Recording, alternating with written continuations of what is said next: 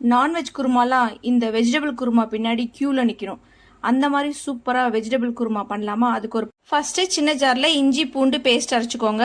அதுக்கப்புறம் வெங்காயம் 4 பச்சை மிளகா அதையும் அரைச்சி எடுத்து வச்சுக்கோங்க. தேங்காய், முந்திரி, மஞ்சள் தூள், ஏலக்காய் இது எல்லாத்தையும் நல்லா ஒரு திருகுன மாதிரி பண்ணிவிட்டு அதுக்கப்புறம் பெரிய ஜாருக்கு மாற்றி தக்காளி பழம், கசகசா ஒரு ஸ்பூன் இதெல்லாம் போட்டு நல்லா மிக்சியில் நல்லா நைஸாக அரைச்சிக்கோங்க. அது கூடவே 3 ஸ்பூன் தனியாத்தூள் அதையும் அரைச்சி நைஸாக அரைச்சி எடுத்து வச்சுக்கோங்க. ஒரு பாத்திரத்தில் 3 ஸ்பூன் வெண்ணெய், பட்டை, கிராம்பு, கல்பாசி, பிரியாணி இலை, உப்பு, இஞ்சி பூண்டு பேஸ்ட்டு, வெங்காயம் பேஸ்ட்டு இது எல்லாத்தையும் போட்டு நல்லா அடி பிடிக்காமல் மிக்ஸ் பண்ணணும். வேணும்னா 2 ஸ்பூன் நெய் ஊற்றிக்கோங்க. நல்லா டேஸ்ட்டாகவும் இருக்கும், வாசனையாகவும் இருக்கும்.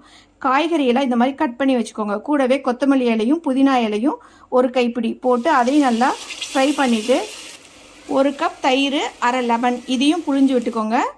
நல்லா திருப்பி விட்டுட்டு நம்ம காய்கறியெல்லாம் போட்டு மூடி வச்சு நல்லா வேக வைக்கணும். அதுக்கப்புறம் அரைச்சி வச்சிருந்த தேங்காய் பேஸ்ட்டை போட்டுட்டு பச்சை ஸ்மெல் போகிற வரைக்கும் திருப்பி விட்டுட்டு 3 டம்ளர் தண்ணி ஊற்றி மூடி வச்சுருக்கேன். நல்லா கொதித்து காயெல்லாம் வெந்ததுக்கப்புறம் கரம் மசாலாவும் கஸ்தூரி மேத்தியும் போட்டு ஒரே ஒரு கொதி வந்தோடனே ஆஃப் பண்ணி எடுத்து வச்சு சர்வ் பண்ணிடலாம். சூப்பரான வெஜிடபிள் குருமா ரெடி.